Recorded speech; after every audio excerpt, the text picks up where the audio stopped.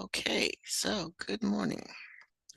All right, so let me share my screen and hopefully you have found the discussion question.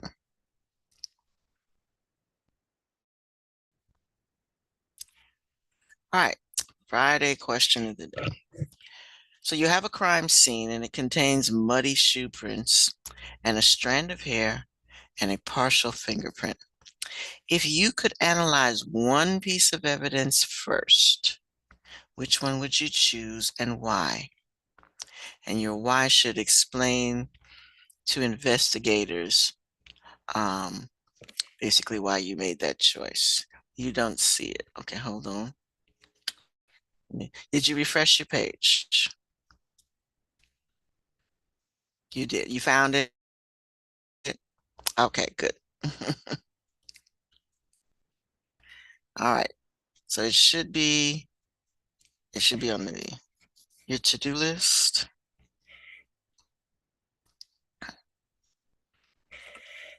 All right, now this is for a grade, so make sure you answer, everybody answer.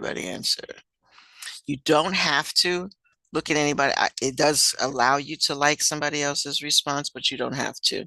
So I wouldn't worry about um, seeing that now. All right, so let's work on this for like the next 10 minutes, and then I'll take attendance while y'all are doing this, and then we'll watch the videos. If in that time you finish and you have something else outstanding, please work on that as well. I think almost everything is due this week. We have open house on Tuesday, so we want to make sure when mom and dad log in that everything is up to date. Tutoring started this week, so I'm available at 1:30 in the Zoom if you need to pop in and ask a question. Need some help with the assignment. So Tuesdays and Thursdays, Tuesdays and Fridays from 1:30 to 2 is tutoring time. So if you need me, I'm here. All right, I'm gonna stop sharing. Everybody's found it. Everybody good? All righty. I'll be back in a few.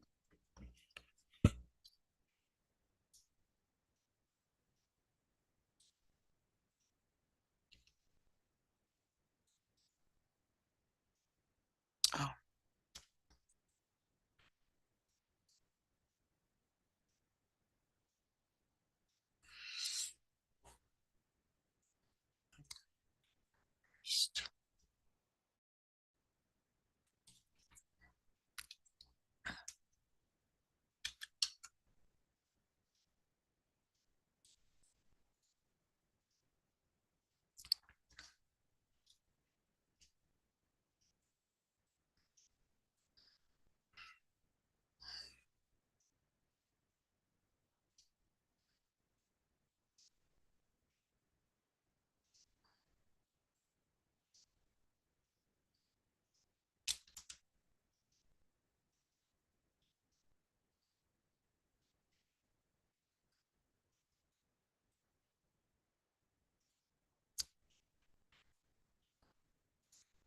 and for the last assignment, I don't know, like a lot of you have turned it in the crime scene report, and for some reason it's giving everybody 0 till I check it.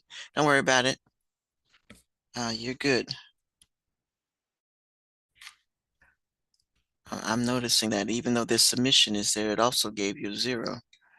I didn't do that. Canvas did that, so not to worry, not to worry.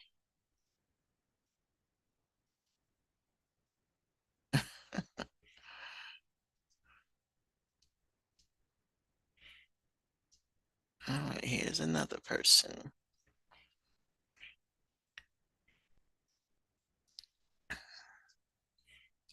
Good morning, Keely. We are working on a discussion question right now for the next couple of minutes. So check your homepage and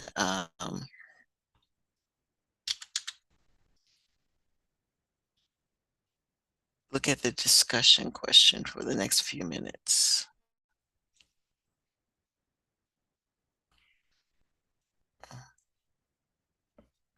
And I will get the grading of the crime scene reports all caught up so that by the time the grades sync today, everything should be caught up. So if you're caught up, I'll be caught up. So this evening at 4, you should have, actually, I think it syncs after 4. So this evening, you should be able to look and see an accurate grade if you had anything missing. If I haven't graded it yet, it will be.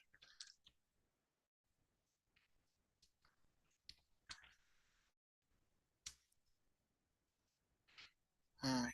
And the things that were late, if they were turned in this week, you're under my grace period, so I'm taking all the lates off this week. So don't worry about it being late. Please make just sure that you just get it submitted.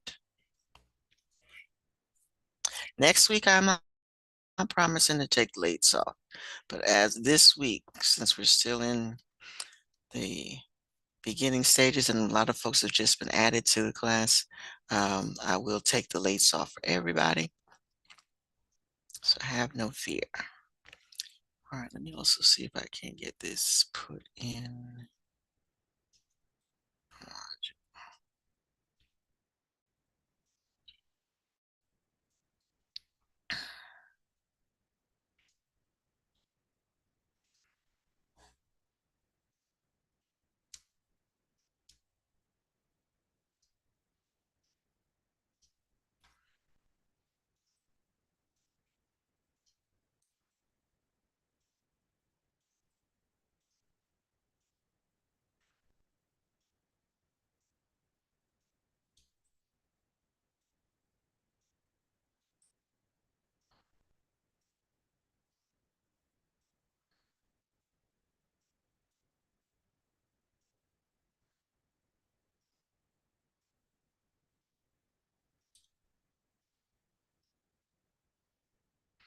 All right, when you finish that, we are looking at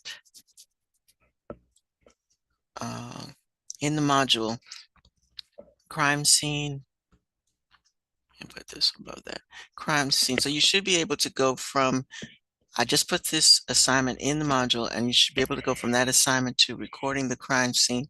That's what we're going to be looking at today, recording the crime scene and collecting techniques.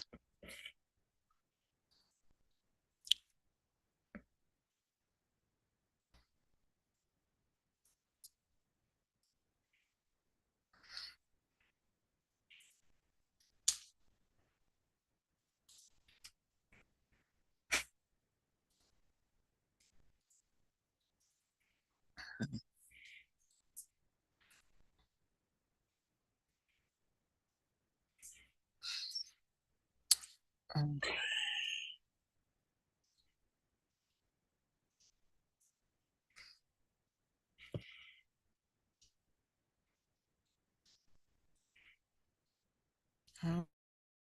Okay.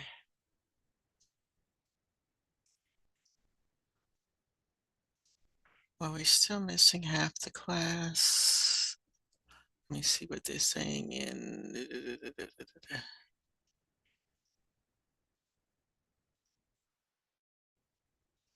Lost my teams as well.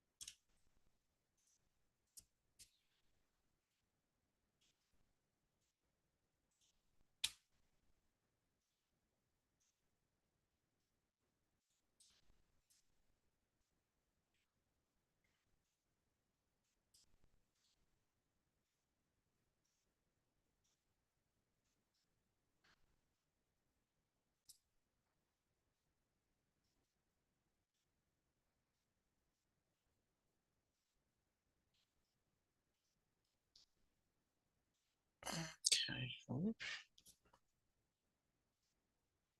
does this keep jumping back and forth?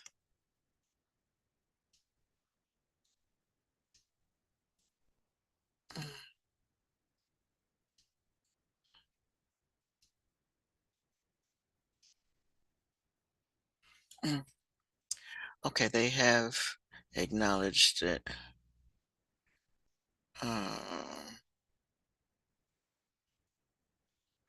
Wow. Okay.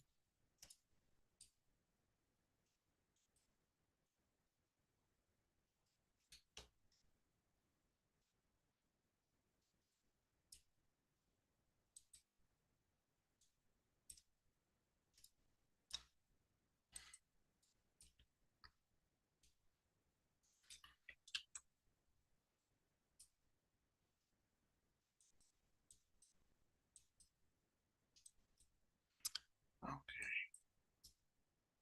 There it is. Put that there.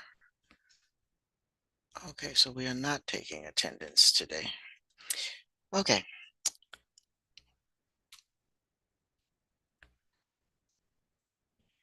Alrighty.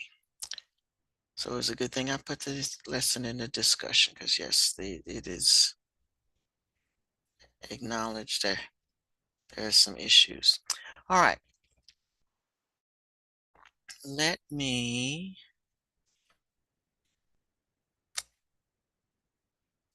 where did my video go?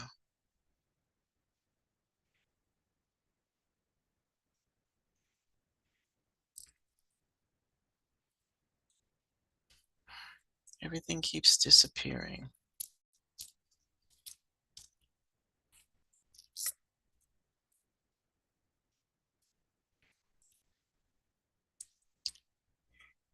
I had a video queued up, and as soon as I did the live stream, it disappeared.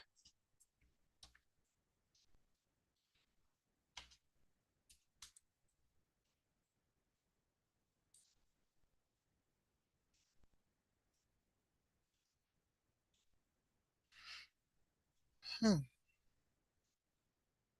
Okay.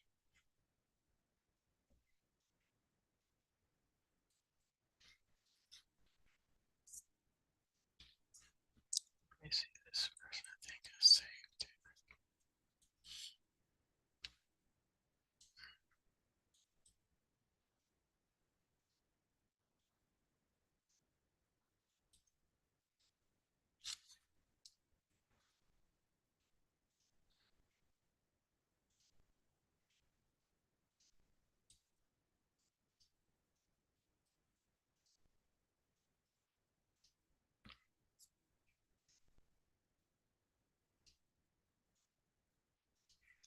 Okie dokie.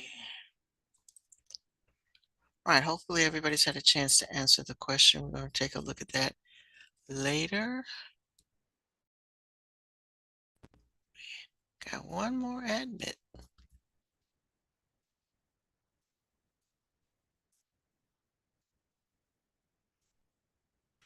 All right, there we go. Good morning. Good morning. Welcome, welcome. Glad you made it. All right, there's a discussion question uh, on your list for you to answer. Let me show you how to make a cold pack and a hot pack using science. Inside and powder. To see it work, we need heat vision. Watch. All I do is Thank you. Our forensics lesson today is focusing on searching the crime scene. So just to recap, we are moving along in our introduction to forensics unit, and previously we learned about the 7 steps of crime scene investigation. So if you haven't watched that video, that lesson, go back and watch that first and then come back and finish this one. So one of the steps in our 7 steps of crime scene investigation is searching the crime scene. And when we were discussing the 7 steps of crime scene investigation, I promised that we would come back and revisit and elaborate on crime scene search patterns. And I mentioned in that video that there's 4 crime scene search patterns that we're going to cover. And so today is the day we're going to dive into the 4 crime scene search patterns and talk about the procedures and how we would execute those search patterns. All right, so the crime scene is the beginning point for obtaining evidence, which will be used by the crime scene investigation team and forensic experts. A thorough investigation of the crime scene must be completed. And so one mistake that can be critical for an investigation is sloppy police work. Processes and procedures must be followed to ensure the integrity of the crime scene is maintained. And part of that is the proper searching of the crime scene. So a crime scene tells a story, and it's the role of an investigator to try to paint the picture of that story for a jury if the investigation goes to court. Now, investigating the scene is meant to be the beginning of the process where we begin to answer questions like what happened, who did it, how did they do it, why did they do it. Crime scenes can be classified by their location, so you can have primary crime scenes, secondary crime scenes, you can even have tertiary crime scenes. But a primary crime scene would be the initial location of the crime. So an example would be a victim is killed at their home. So the home would be the initial location, the primary crime scene. If the killer disposes of that victim in the woods after they kill them in their home, then we have what's called a secondary crime scene. So this is a secondary location. The woods or the wooded area would be the secondary crime scene. Both the primary and the secondary crime scenes should be searched thoroughly. Now, there's 4 goals of the crime scene search. So we're going to go through the search patterns that investigators can use. And in all of the search patterns that we discussed today, there are 4 goals. So number 1 is to recognize evidence. Investigators are going to need to document that evidence. They, of course, want to collect the evidence, and then they want to preserve that evidence.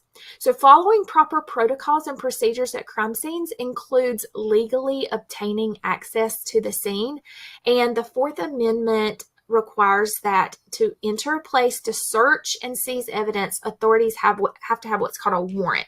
So a search warrant is a warrant to search a specific premise for evidence of a specific crime.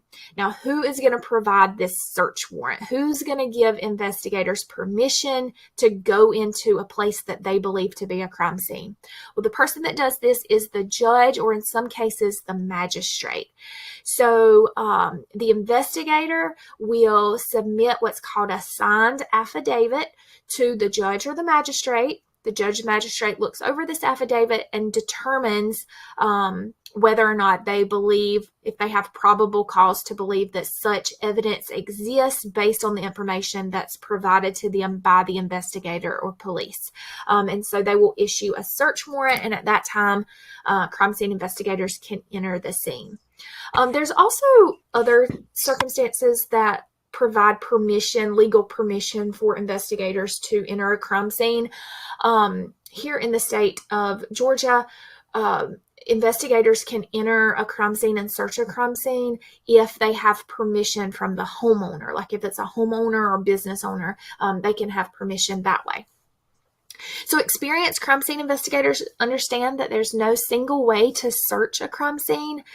They just rely on a combination of skills, training, experience, sometimes intuition, and this guides the investigator to choosing the best search pattern. Now, there are several options for search patterns, but today we're going to focus on the 4 major search patterns. These are the ones that are most commonly used.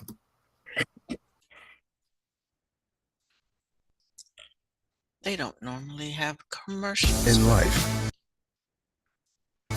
growth doesn't happen alone. Isn't he cute? But in business,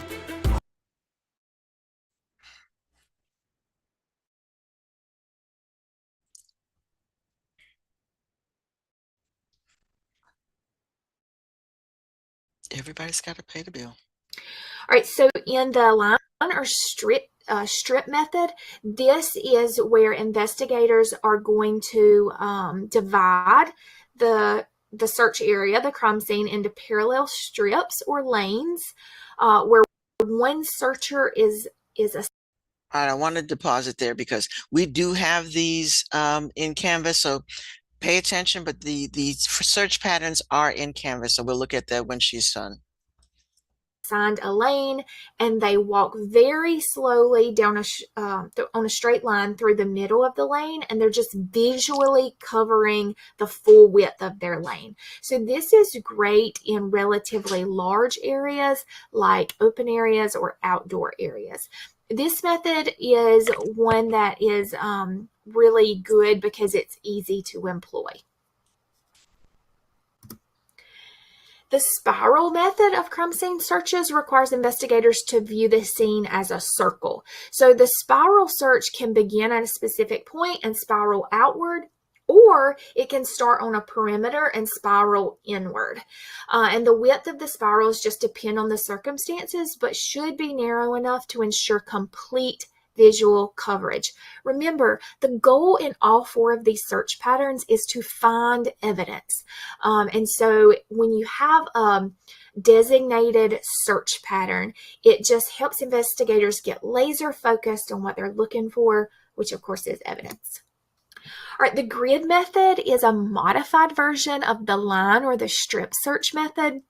So once an area has been searched by the line or strip method, the area is searched again, but perpendicular to the original lines, so that both sets of lines, if they were overlaid, would form a grid like you see in the picture.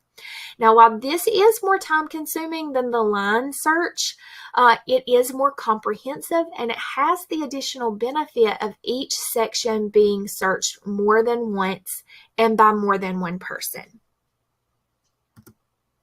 The final type of search method is the zone, also known as the quadrant method. And what this does is it divides the crime scene area into logical zones that can be individually searched by investigators. So you can see here in this picture, you have a crime scene. It was divided into 4 quadrants, which is why it's called the quadrant method. And then 4 individual investigators will be assigned one of the quadrants to search.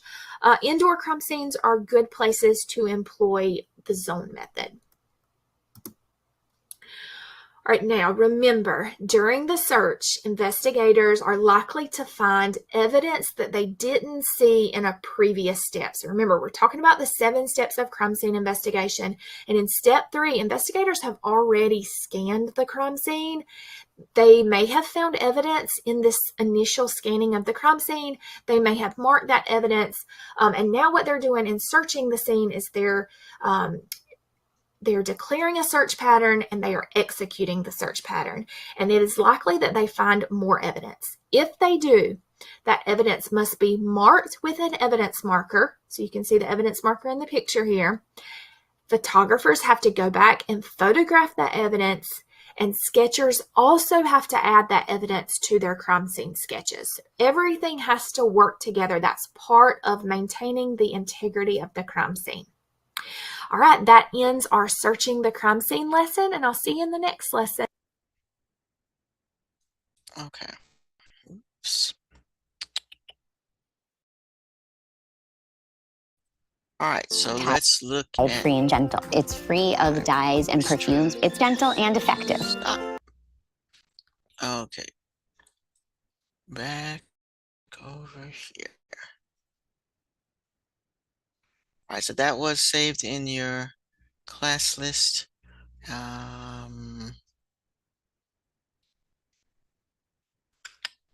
Trying to get back to the module. So again, those crime scene grids are in Canvas. I want to make sure, point those out for you. Searching the crime scene. That's where we are. Okie dokie. All right, so you want to make sure that you give this one a read through. I think we did that the other day.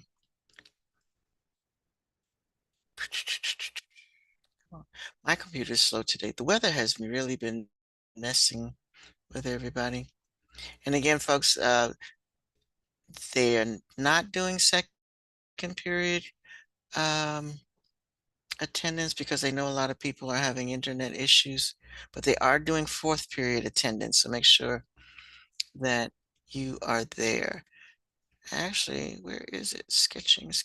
So we talked last class, we talked about sketching the crime scene. I'm going to come back to this in a minute because I did also want to do the photography one.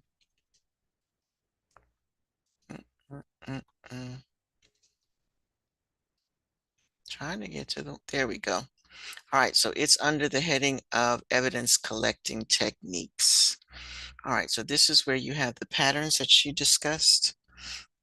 You have the parallel search, you have a spiral search, the zone search, and a grid search. So you can click on these and it will give you a further discussion about what each one is about. So make sure you give that a look over as well. All right. Okay. And that comes under the heading of types of evidence collected and how you're going to collect it, because there are special ways and packaging that you need to collect them in order to preserve it. And again, our end goal is to make sure that the evidence is still good when it's time to take them to court so that we can prove our case. Okay, so this heading is evidence, another person making it to class. All right, evidence collection technique. So that's where you'll find the grid methods. So the types of evidence, again, will be defined for you up here. Evidence is anything produced before a court that can be presented before a court of law to prove or disprove the point of the issue, such as statements of the witness, documents, or material objects. In other words, you say you were there, we have evidence or things that will document that what you're saying is true on the stand. All right, there's direct evidence, eyewitness, conditions where the eyewitness account is accurate.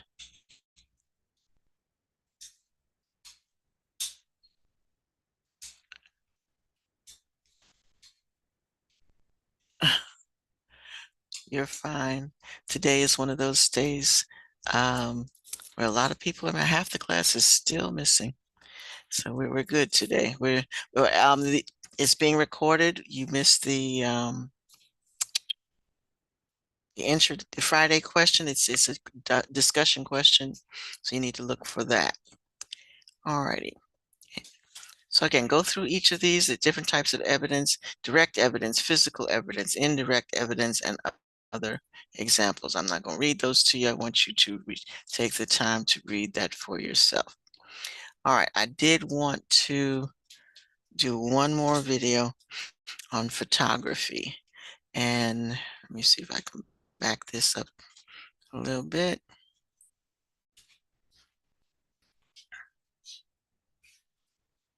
All right, so I did want to show a video on photographing the crime scene.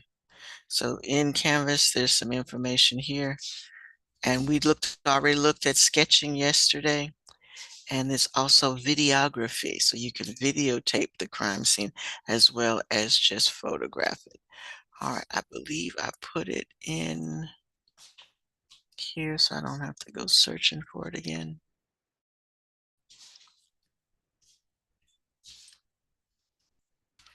Well, let me see if it is in fact where it is. There should be more than one. All right, give me 1 minute you should have 2 videos in here. You should have more than that. You should have other videos. How I can get past today's one. Okay, so at the end of class, I will put the lesson in the recording queue.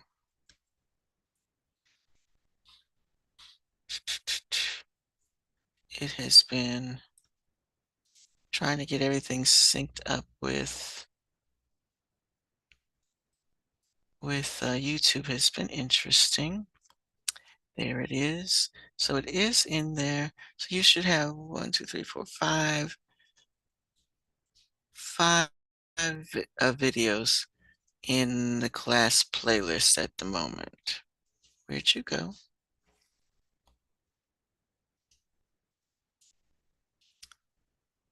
Oh my goodness. Did I click on something I shouldn't have?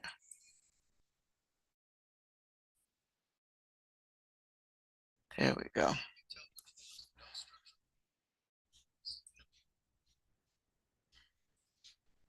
All righty. Here we go.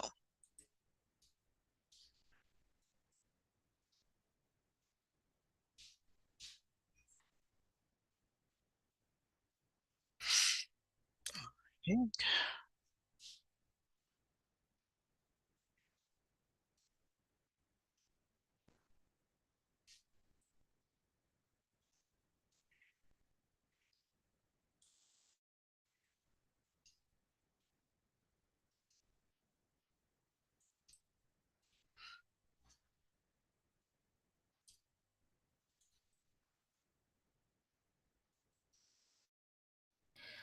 All right, today we are talking about photographing the crime scene, why crime scene photography is important, and what Oops, sorry.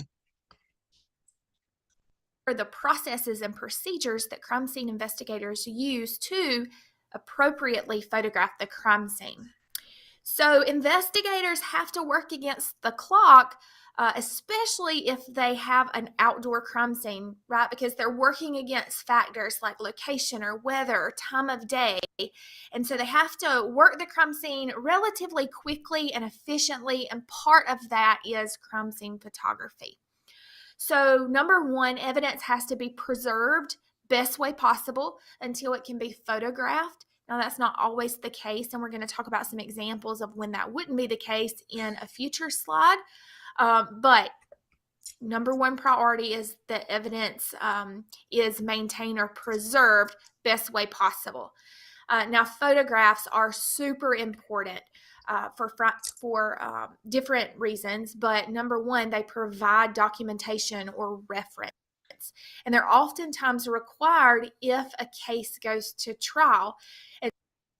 And so it sort of helps the jurors that are I don't part think of her that thing is criminal advancing. trial to get a picture of the surroundings, get a picture of the evidence that was at the crime scene, and ultimately make a decision. So when investigators are recording the crime scene via photography, they have to maintain the integrity of that evidence. Now, there are a few exceptions. So in cases if objects All are right, hold on. removed or Let me positions are check on changed, this because it's not advancing. Her presentation is not advancing. So let me check on why. Because it looks like it's stuck in one place.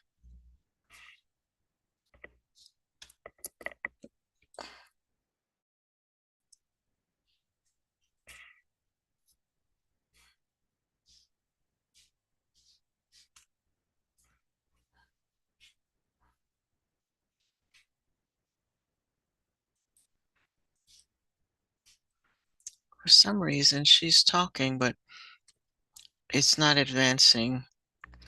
Her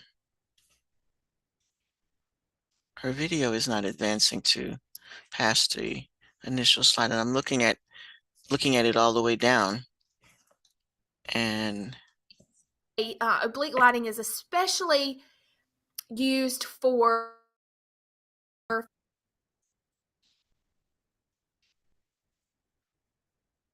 interesting. I've never seen that happen before.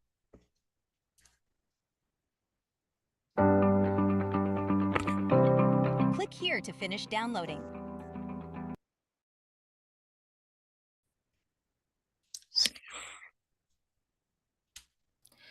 All right, today we are talking about photographing the crime scene, why crime scene photography is important, and what are the processes and procedures that crime scene investigators use to appropriately photograph the crime scene. So investigators have to work against the clock, especially if they reasons, but number one, they provide documentation or reference. Now, we're just going to have to And they're listen to this one oftentimes because required if it a is case not. goes to trial. And so it sort of helps the jurors that are part of that criminal trial to get a picture of the surroundings, get a picture of the evidence that was at the crime scene, and ultimately make a decision. So when investigators are recording the crime scene via photography, they have to maintain the integrity of that evidence. Now, there are a few exceptions. So in cases, for example, where you have somebody that's injured and they need attention,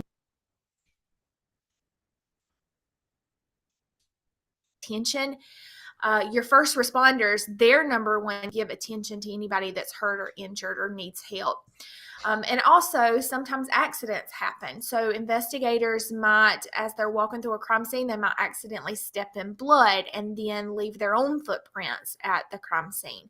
Or they might accidentally kick the weapon out of the way without meaning to. So it's understood that accidents do happen, and there are times where first responders have to move evidence or contaminate evidence or alter evidence or potential evidence, I should say, at crime scenes. But what needs to happen is in events such as those that we have discussed, those events should be noted in the final report. So if objects are removed, or positions are changed, or evidence is tampered with, the evidence might not be admissible in court if there's not a written documented record of that. All right, so crime scenes should be photographed as completely as possible. So here's some different photographs that should be taken. So the whole area where the crime took place, including adjacent areas to the crime scene. Overview photographs should be taken. Points of entry, points of exit.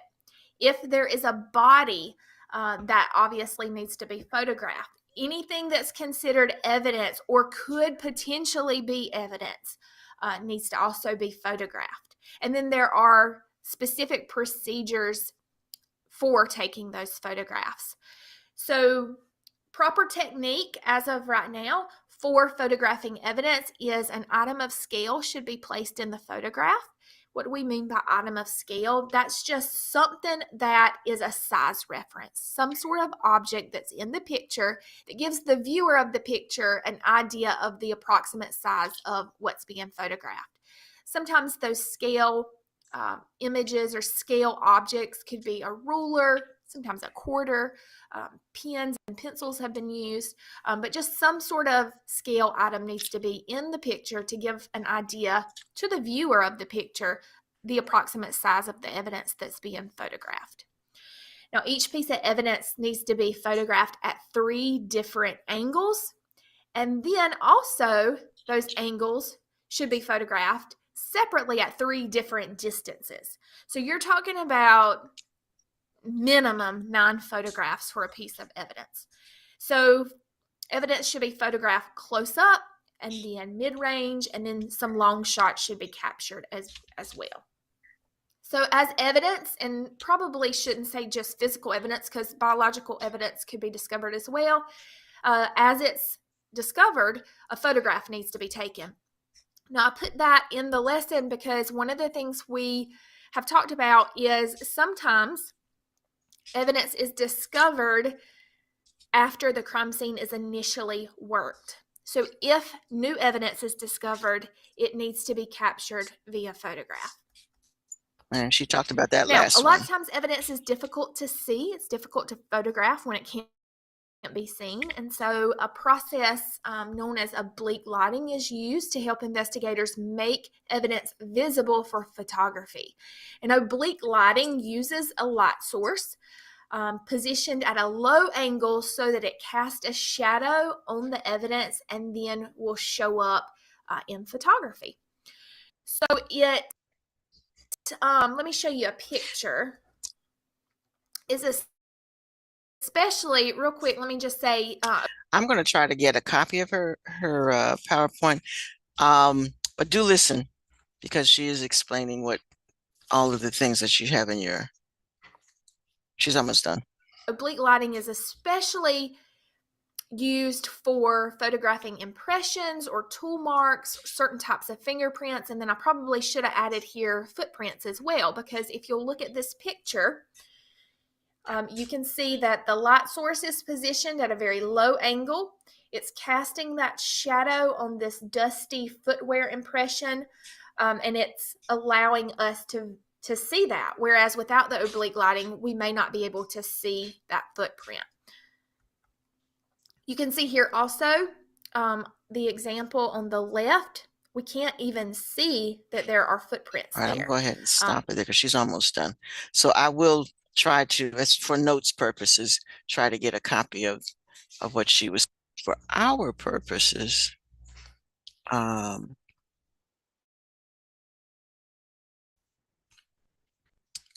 Back to that again, are we? Okay. And that kind of went along with today's question. So those of you who came in late, if you didn't get a chance to see that, this is it.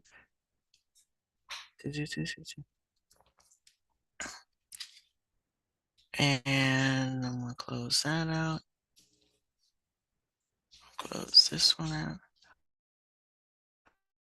All right, so the discussion question today was, a crime scene contains a muddy footprint, a hair strand, and partial fingerprints.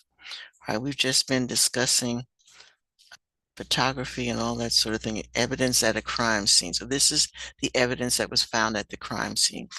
You can analyze one piece of evidence first. If you could analyze one piece of evidence first, which one would you choose and why? And then your why should explain to an investigator why you chose to identify that, why your choice would help the investigators identify or eliminate the suspect. So whatever you choose should be a doozy. All right, we got some. I would choose the strand of hair.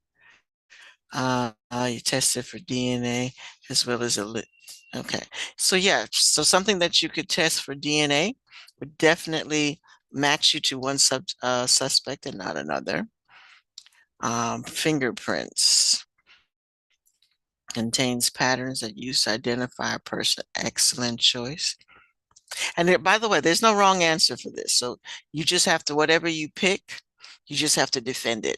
Because if you had to go to court, you would have to defend why is this piece of evidence going to identify our suspect? So we've got a strand of hair, helps. Okay, so everybody's got that because hair will have DNA. Fingerprints are unique to everybody. So that's a good one as well. All right, muddy footprint, size and pattern compared to the shoes. All right, so we can get the shoes. So with this one, that one's kind of tricky because you definitely would have to know the kind of shoe that makes that footprint. And then try to track back to, does the suspect have that kind of shoe? And then usually like on these detective shows, they go back and they find that shoe in the person's closet and then they're able to, but that one might take a second or a third kind of search on that one. All right, fingerprints. All righty, hair strand. All right, good. All right, so thank you all for doing the discussion.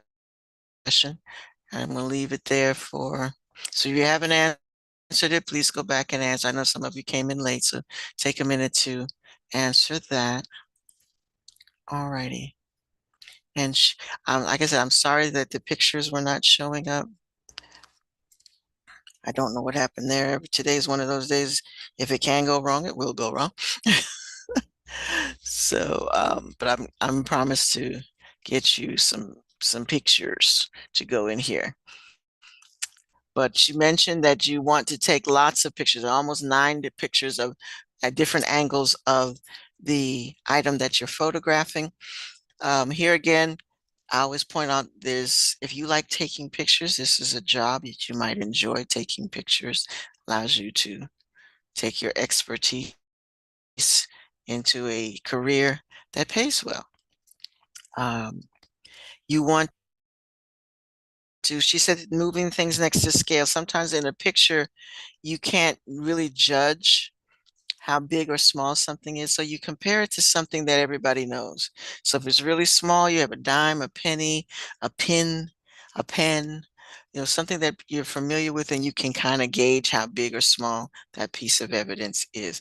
If you don't happen to have a ruler, that would actually give you an accurate measurement of how big or small that is.